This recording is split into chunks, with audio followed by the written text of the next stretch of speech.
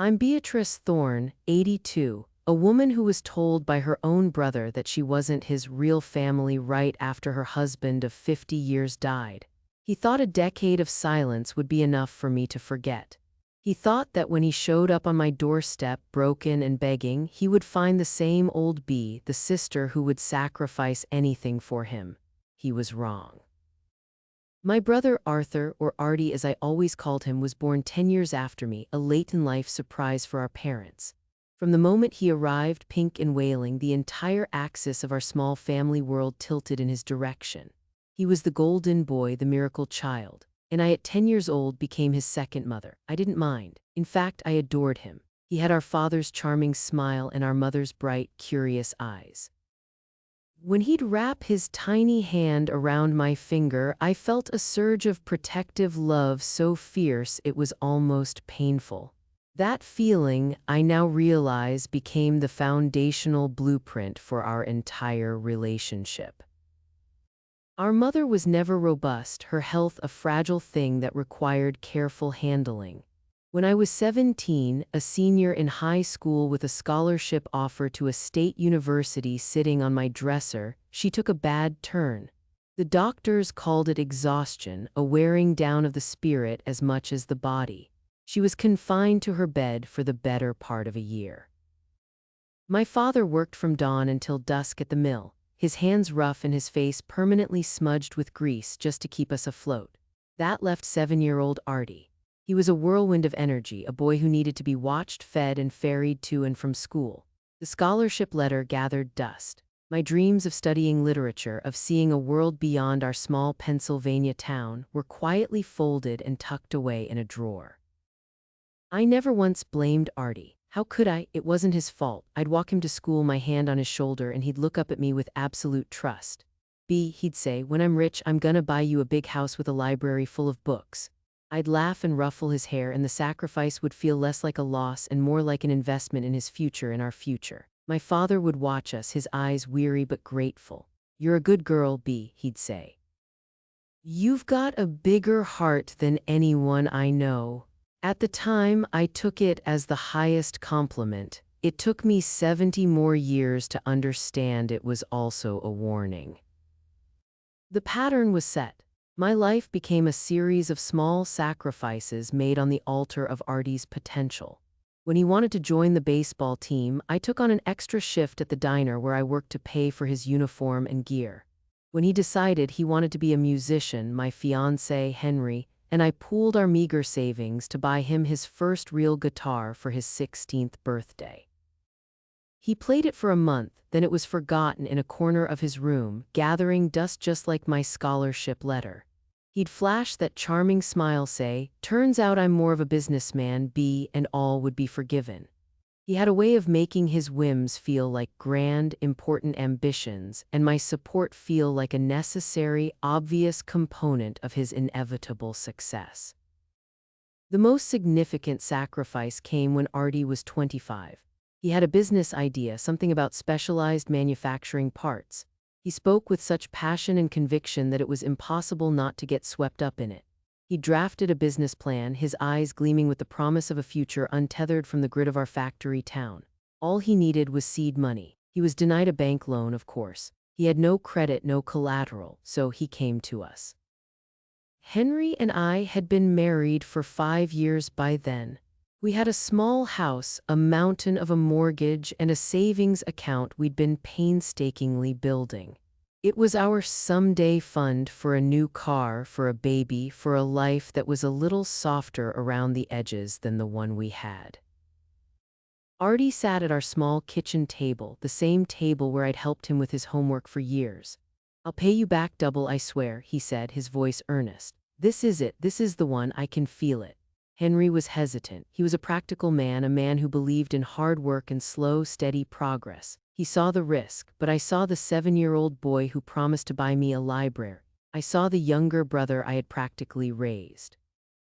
I looked at Henry and he saw the unwavering hope in my eyes. He sighed, a long, slow release of his better judgment. "All right, Artie," he said. We gave him almost everything we had. Artie's business took off. It didn't happen overnight, but within a few years he was doing well. He moved to a bigger city, bought a nice car, then he met Penelope. She was sleek and sophisticated, from a family with old money and even older pretensions. She looked at our small town with a kind of polite disdain, as if it were a quaint, dusty diorama. The first time Artie brought her home to meet us, she complimented my pot roast in the same tone one might compliment a child's crayon drawing. I saw the way Artie looked at her, with a kind of desperate adoration, as if he couldn't believe his luck. It was then I knew the debt would never be repaid. To acknowledge it would be to acknowledge his humble beginnings, the life he was so eager to shed. A few years later, when Henry gently brought it up in a phone call, Artie laughed it off. "Oh, that. Come on, Henry, we're family. I thought of it more as a gift. You guys invested in me." The word invested hung in the air, transforming our sacrifice into a cold, calculated transaction in which he was the sole beneficiary. But even then, I forgave him. He was my brother. His success felt in a way like my success. The final and perhaps most foolish symbol of my one-sided devotion was our father's watch. It was a simple, elegant silver timepiece that Dad had received for 25 years of service at the mill. It was his most prized possession. When he passed away, it was the one thing I asked for. It sat in my jewelry box, a tangible link to the man who had called me his good girl. For Artie's 30th birthday, I decided to give it to him. I thought it would be a way to keep him connected to our roots, to the father he barely remembered. I had it cleaned and polished, and I presented it to him at the fancy restaurant he'd chosen for his celebration. He was moved, or at least he performed the part well. He took off the flashy gold watch Penelope had given him and put on our father's. "I'll cherish it, B," he said, his voice thick with emotion. He wore it for the rest of the evening. That was the last time I ever saw it. The next time we saw him, a few months later, the flashy gold watch was back on his wrist. When I asked about our father's, he waved a dismissive hand. "Oh, it's in a safe place. It's a beautiful piece, but a little too old-fashioned for my day-to-day, you know." I didn't know. I knew that its value wasn't in its style, but in its story. A story he was no longer interested in reading. For 50 years, my life with Henry was a quiet, comfortable rhythm. It wasn't a life of grand passions or dramatic events, but one built on the steady accumulation of small, shared moments. The smell of his pipe tobacco in the evening, the way he'd always save me the last piece of pie, the comfortable silence as we sat reading in the living room. Our house, the same one we'd nearly lost for Artie, became a sanctuary filled with these moments. Its walls had absorbed half a century of our laughter, our worries, and our unwavering, simple love for one another. Henry was my anchor. Where I was prone to emotional tides, especially concerning my brother, he was the steady shore. He never said, "I told you so," about the money or the guitar or any of the other countless times Artie had disappointed me. He would just take my hand, his palm warm and calloused from a lifetime of work, and say, "He's your brother, B, but I'm your husband, I'm here." And he always was. The years softened. Artie and Penelope would send a lavish, impersonal Christmas basket every year, filled with imported cheeses and wines we never touched. They'd call on birthdays, the conversations brief and superficial, filled with talk of their European vacations and their son Jasper's latest equestrian award. They never visited. The city was too far, the business too demanding. Penelope was hosting a charity gala. The excuses were endless and elegant, polished to a high shine. I accepted them because it was easier than accepting the truth. We were no longer a part of his world. We were a footnote in the story of his grand life, a reminder of a past he had successfully escaped. Then Henry began to fade. It wasn't sudden, it was a slow, cruel erasure. It started with a tremor in his hand, then a shuffle in his walk. Parkinson's, the doctor said. The word itself sounded ominous and heavy. The next 5 years were a testament to the vows we'd made half a century earlier, in sickness and in health. I learned to be a caregiver, my days measured in pills and appointments, my nights spent listening to his labored breathing, my heart aching with every bit of him that the disease stole away. Through it all, Henry's spirit, though dimmed, never extinguished. He'd sit in his favorite armchair by the window watching the seasons change. "Look at that maple, Bee," he'd say, his voice a frail whisper. "Still turning red, right on schedule, reliable." It was his way of telling me he was still here, still finding beauty in the predictable rhythms of the world. During those years, I tried to keep Artie informed. I'd call and leave messages with his secretary. "Henry's had a fall," I'd say, or "the doctors are trying a new medication." Sometimes Artie would call back a few days later, his voice rushed. "Sorry to hear that, Bee. Is he okay?" "Good, listen. I'm about to step into a meeting." He'd send flowers, always the most expensive arrangement, with a card signed in his secretary's perfect cursive. The flowers felt like a gesture not of sympathy but of absolution, a way to pay off the debt of his presence. The last week was at home, in the bedroom we had shared for 50 years. Hospice had set up a bed and the house was filled with the quiet, sterile smell of antiseptic. I rarely left his side. I read to him from his favorite history books. I dabbed his brow with a cool cloth. I held his hand, now so thin and fragile, and told him stories of our life together. Of the disastrous fishing trip where he'd lost our tent, of the night we brought our stillborn daughter home from the hospital and held each other until dawn, of the simple joy of watching our garden grow. On the final afternoon, a sliver of golden autumn light fell across his pillow. He opened his eyes, and for a moment they were clear. The fog of the disease lifted. He looked at me, a faint smile touching his lips. "You were a good investment, Bee," he whispered, his voice raspy. It was a gentle echo of Artie's selfish words, but Henry had transformed them. He wasn't talking about money, he was talking about a lifetime. He was telling me that our love, our shared existence, had yielded the richest returns. He squeezed my hand one last time, a flicker of his old strength, and then he was gone. The silence he left behind was vast and absolute, a hollow, echoing chasm where the rhythm of my life used to be. The maple tree outside the window was a fiery, brilliant red, reliable, just as he'd said. In the immediate aftermath of Henry's death, the world became a strange, muffled place. The well-meaning condolences of neighbors, the gentle questions from the funeral director, the ringing of the telephone, it all sounded like it was coming from a great distance, filtered through a thick wall of cotton. There was a surreal practicality to it all. Arrangements had to be made, people had to be called.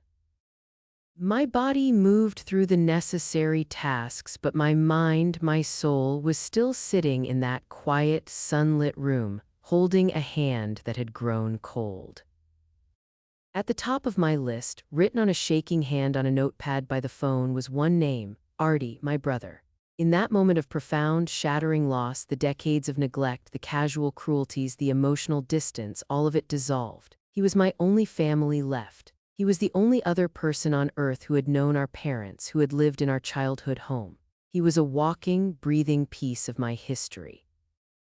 In my grief, I clung to that fact like a drowning woman clings to a piece of driftwood. He would come. He had to. This was different. This wasn't a birthday party or a holiday dinner. This was Henry. This was death. This was the one time you show up no matter what.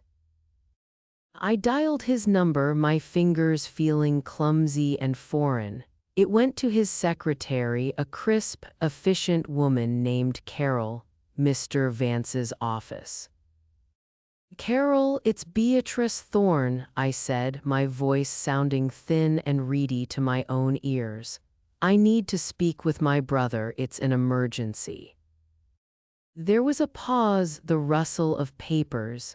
"I'm sorry, Mrs. Thorne, but he's preparing for a board meeting. He left strict instructions not to be disturbed." "Please," I whispered, and the sound of my own pleading voice shamed me. "It's about my husband, Henry. He's passed away." The professional frost in her voice melted instantly into genuine sympathy. Oh, Mrs. Thorne, I am so sorry. Of course. Hold on, I'll put you right through. A moment later, Artie's voice came on the line, smooth and commanding, the voice of a man used to being in charge. "B, what's wrong?" Carol said it was an emergency. "Artie," I started and my voice broke. "It's Henry, he's gone, he died this afternoon." There was a beat of silence. I heard him exhale a long, slow breath. "Oh, B, wow, I don't know what to say, I'm so sorry." His words were right, the tone was right, but they felt rehearsed like a speech he'd given before. It lacked the raw, messy edge of real grief. "The funeral," I said, pushing forward, needing the anchor of a plan. "It will probably be on Friday. I need you here, Artie, please. I can't do this alone." Another pause, this one longer, more telling. I could hear the faint, muffled sound of a woman's voice in the background, Penelope. "Friday," he repeated, his voice suddenly losing its sympathetic warmth and taking on a troubled, logistical edge. "B, Friday that's the day of the Children's Hospital Charity Gala. Penelope is chairing the committee. It's a huge deal. We've been planning it for a year." I couldn't process what he was saying. A gala, he was talking about a party. "A party?" I asked, my voice flat with disbelief. "Artie, my husband of 50 years is dead. I'm burying him." "It's not just a party, B, it's a major philanthropic event," he said, high. Tone becoming defensive, irritated.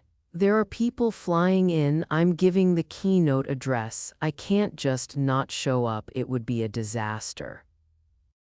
I felt a coldness spread through my chest, a chilling premonition of what was coming next. "So you're not coming," I said. It wasn't a question, it was a statement of dawning, horrifying fact. "I'll send a magnificent floral arrangement," he offered quickly, as if that were a reasonable substitute. "The biggest one they have, and Penelope and I will make a substantial donation to the Parkinson's Foundation in Henry's name. We'll dedicate a plaque." A plaque? He was offering me a plaque in exchange for his presence. The cotton wall in my head evaporated, replaced by a sharp, ringing clarity. I could hear every nuance in his voice now, the impatience, the desire to get off the phone, to get back to his important life. "I don't want a plaque, Arthur," I said, using his full name for the first time in 60 years. "I want my brother." He sighed, a sound of pure exasperation that cut me deeper than any insult could have. "B, you have to be reasonable, you have to understand, my life here, it's complicated. I have responsibilities. I have my own family now, my real family. I just can't drop everything for a funeral 3 states away." My real family. The words landed like stones, each one striking a different vital part of me. The girl who gave up a scholarship, the young wife who emptied her savings account, the sister who gave away her father's most prized possession. All of those Beatrices, all of those sacrifices were rendered meaningless, illegitimate. I was not his real family. I was a relic from a past he had discarded. Henry and I, our entire life together, we were a chapter in a book he had long since closed. I didn't cry, I didn't scream. A strange and terrible calm settled over me. It was the calm of a battlefield after the battle is lost. "I see," I said, and my voice was unnervingly steady.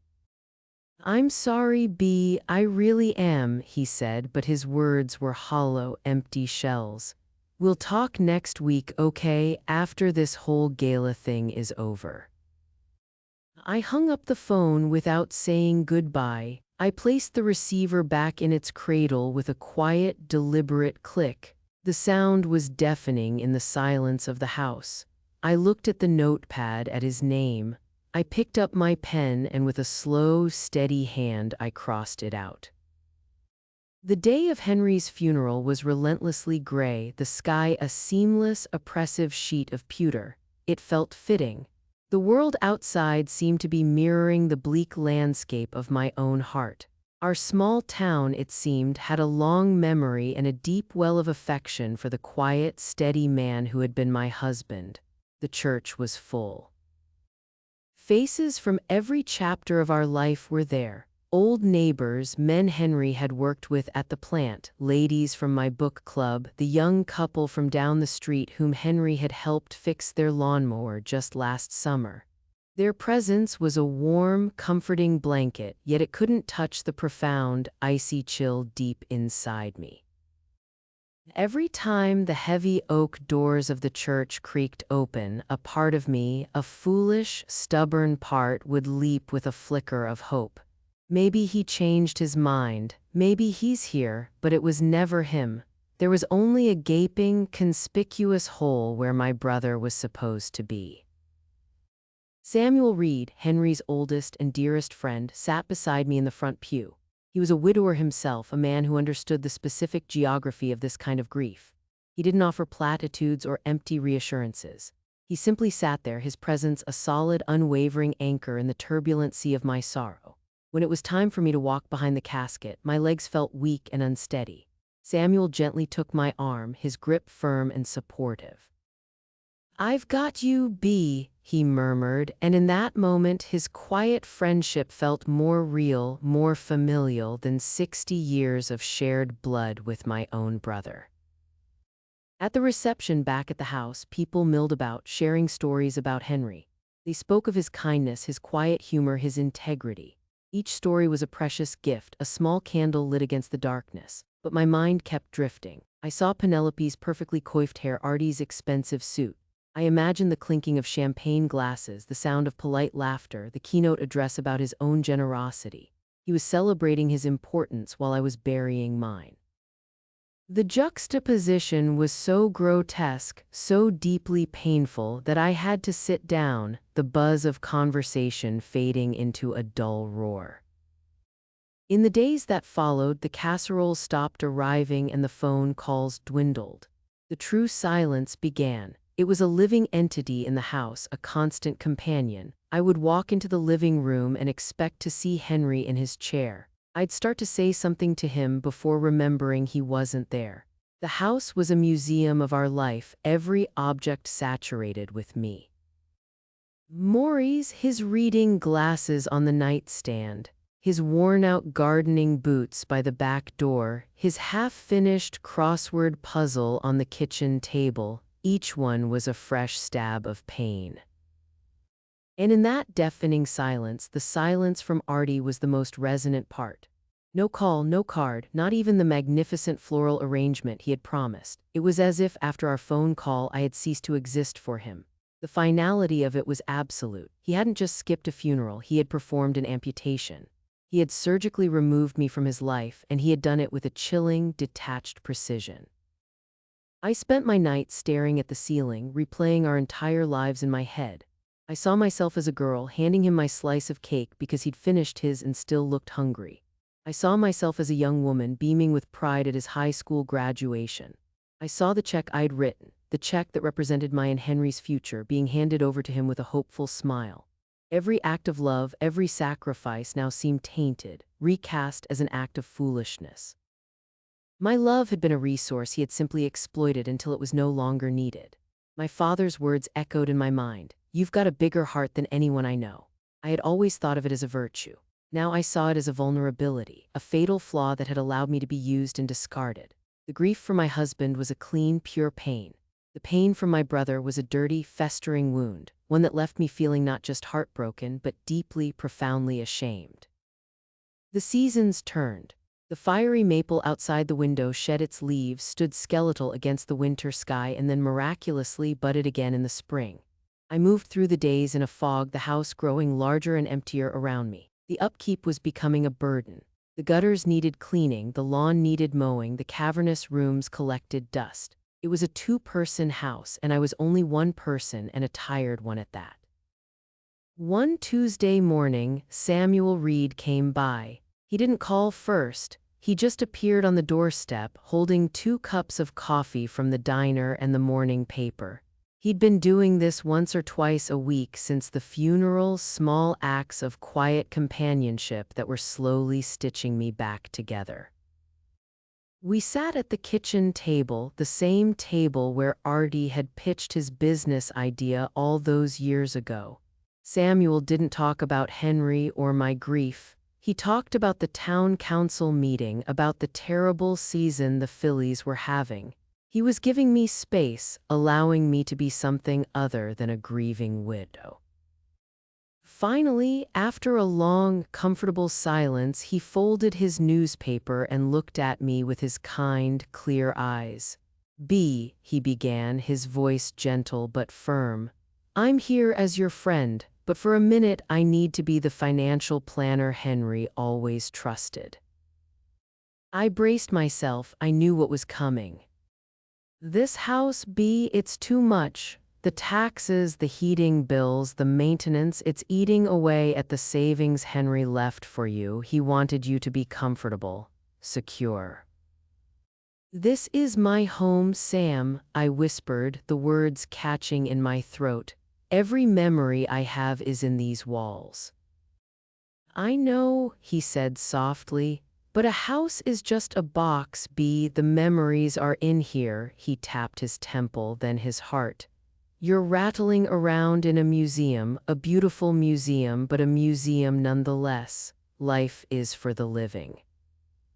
His words were direct, but they weren't unkind. He was speaking a truth I had been trying to ignore. He pulled a sheet of paper from his coat pocket and laid it on the table. It was a list of my expenses versus my income. The numbers were stark, unforgiving. The house was a beautiful, beloved anchor, but it was pulling me under. "Henry and I talked about this, you know," Samuel continued. "Years ago, he said, if I go first, don't let me hang onto that big old place out of sentiment. Get her somewhere small, safe, and manageable. I want her to live a life, not just curate a memory." He made me promise. Tears welled in my eyes, the first I'd shed in weeks.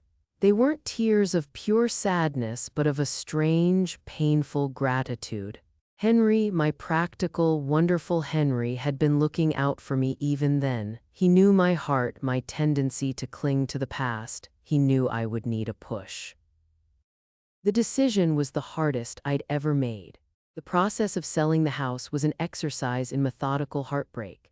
For 2 months, I sorted through 50 years of accumulated life. Every object I touched unleashed a torrent of memories. Henry's collection of National Geographic magazines, the tiny bronzed baby shoe of our daughter, the report cards and drawings from nieces and nephews, none of them Artie's son, who had never once set foot in our home. I found the box with my old things from high school. Tucked in the back, I found the scholarship letter, yellowed and brittle with age. I held it in my hand.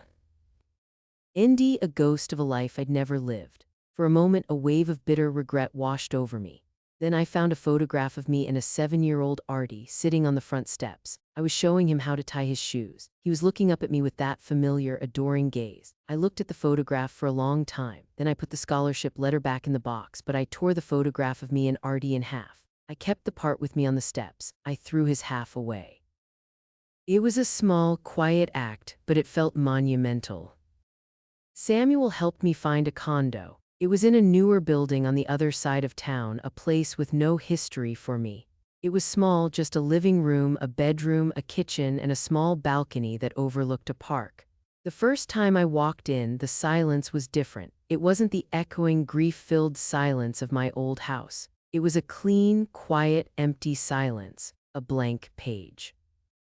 The day I moved, Samuel helped me hang a few pictures. One of them was my wedding photo. Henry and I, so young and full of hope. "It's a new chapter, B," Samuel said, looking around the small, neat space. "A life that is entirely your own."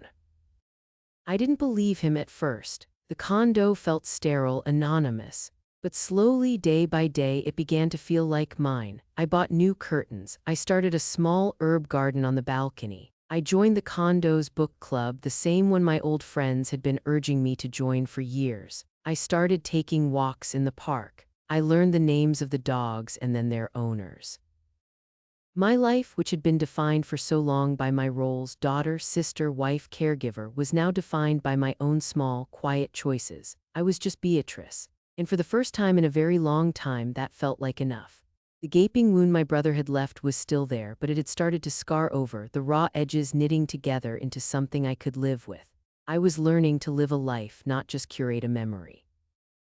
10 years, a full decade passed. It's a strange thing, time. It can feel like an eternity and a blink of an eye all at once.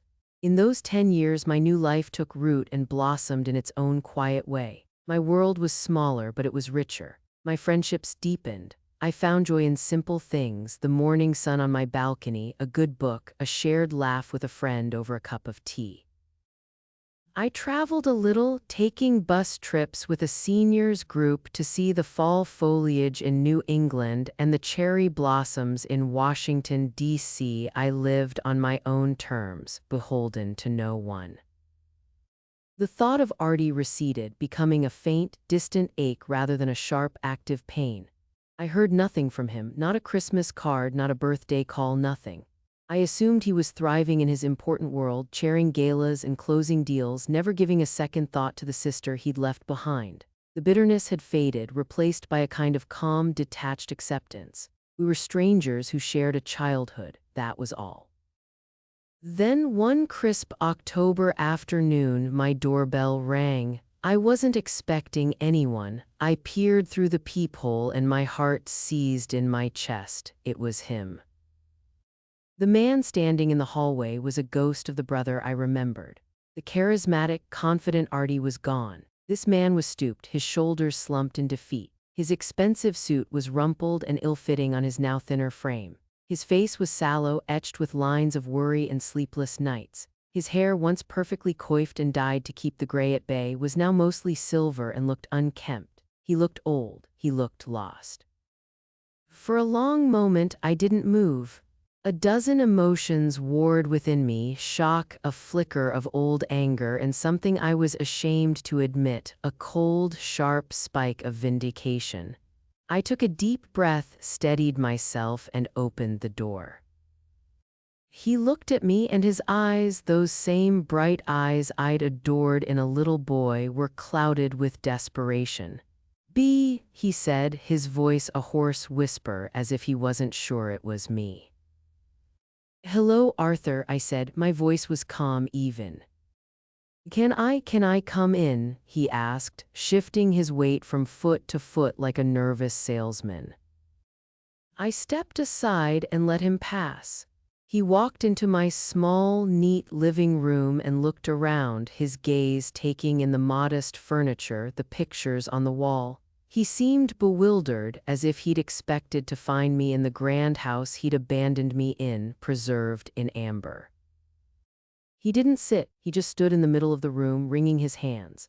The story came tumbling out of him in a torrent of self-pity. Penelope had left him 2 years ago. She said I'd lost my edge, he said with a bitter laugh. She took half of everything, more than half. His business had collapsed. A series of bad investments, a changing market. He tried to hang on, but it was no use. The bank was foreclosing on his house, the grand house Penelope had insisted they buy.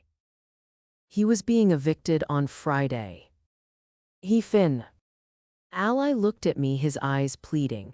"I've got nowhere to go, B, no one to turn to." He took a step closer. "I am so sorry," he said, the words sounding slick and practiced. "For everything, for the funeral. I was a different man back then. Arrogant, stupid. I was under Penelope's spell. I know it's no excuse, but I've paid the price. Believe me, I've paid." He was performing. I could see it so clearly now, without the fog of love and duty to blind me. He was playing the part of the prodigal brother, expecting the fatted calf to be prepared. He expected me to be the same old B. Then came the real reason for his visit. "I was wondering," he began, his voice dropping to a conspiratorial whisper, "if maybe I could stay here just for a little while, just until I get back on my feet. and I know it's a lot to ask, but I need a loan just to secure a new place to live on until I can figure things out." He looked at me, a hopeful, expectant smile on his face. And in that moment, all the calm acceptance I had cultivated over 10 years vanished, and I was back in my silent house, the phone receiver cold in my hand.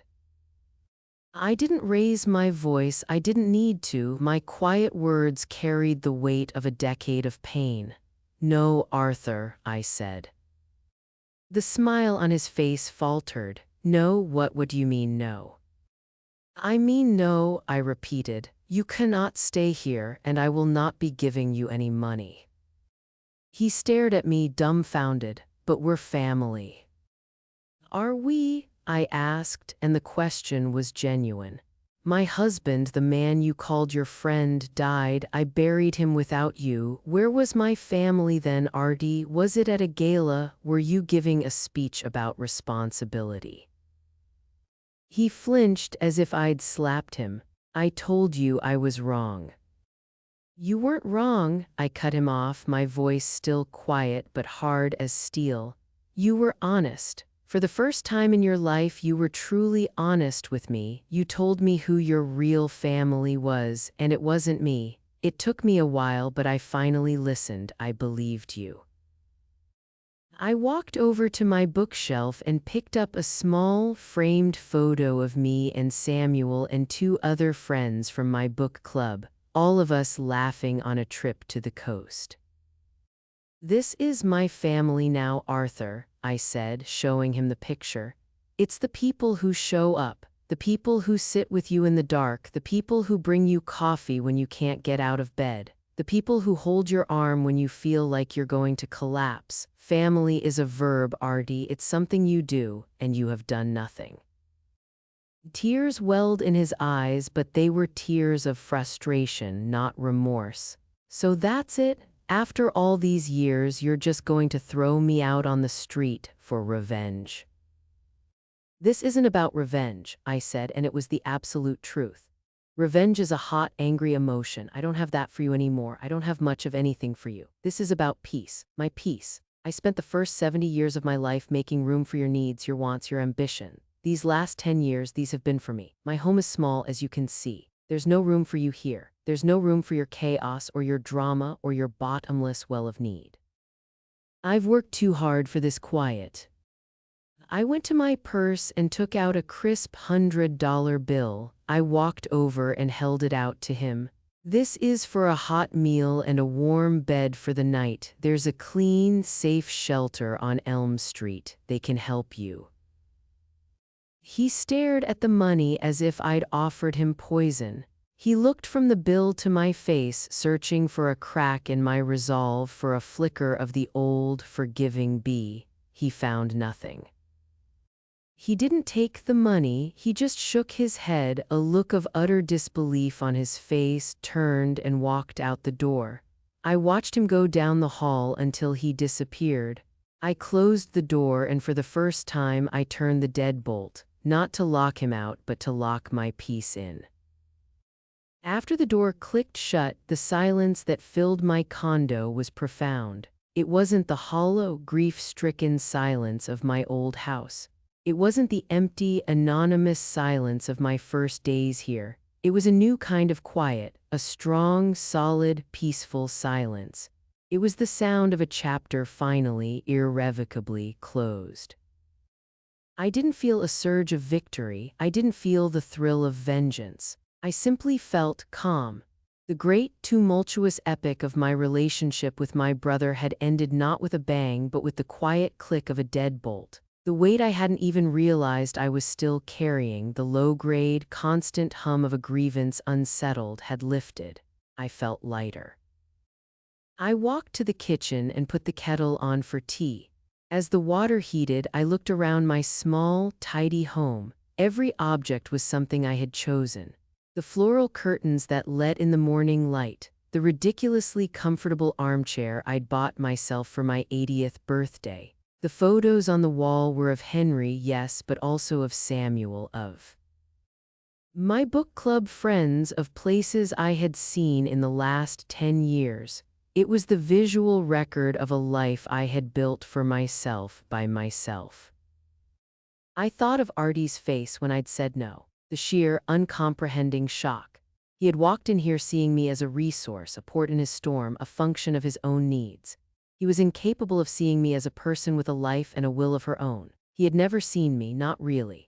The girl who gave up her future, the sister who funded his, the widow who needed him, they were all just supporting characters in the grand drama of Arthur Vance. In that final conversation, I hadn't just been speaking to the broken man in front of me. I had been speaking to all the ghosts of his past selves, and I had been liberating all the ghosts of mine. The kettle whistled. I made my tea Earl Grey the way I liked it and took it out onto my small balcony. The sun was beginning to set, painting the sky in soft shades of pink and orange. In the park below, a young couple was teaching their toddler to walk. The child would take a few wobbly steps, fall, and then be lifted up with smiles and encouragement, set back on his feet to try again. I had to learn to walk again at 72. I had to learn to stand on my own after a lifetime of leaning on Henry and propping up Artie. My fall was harder and there was no one there to lift me up with smiles. But Samuel had been there holding my arm. My friends had been there making me laugh. And eventually I had learned to lift myself. I had found my own 2 feet. I realized that what I felt wasn't triumph over Artie. It was a triumph for Beatrice. The victory wasn't in turning him away, it was in the fact that turning him away was an act of self-preservation, not malice. It was the ultimate affirmation that my peace and my quiet life had value, a value that I was no longer willing to sacrifice for anyone. My brother had given me one final, unintentional gift. By showing up broken and demanding, he had given me the opportunity to see just how far I had come. He had held up a mirror not to me but to himself, and in his reflection I saw the full picture of my own strength. He was a postscript to a story that was now entirely my own. The main character I had finally discovered was me, and I was content with her.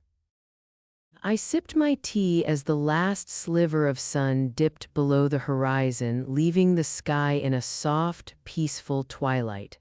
The air was cool, the tea was warm, and my heart was quiet. I was finally completely free. For most of my life, I believed that family was an unbreakable bond, a sacred duty defined by blood. If someone was your brother, your son, your parent, you showed up for them, you sacrificed, you forgave. That was the rule. But my story taught me a different, harder, and more valuable lesson. Family isn't about who you are born to, it's about who shows up. It's about who holds your hand in the dark, who celebrates your joy, and who respects your peace.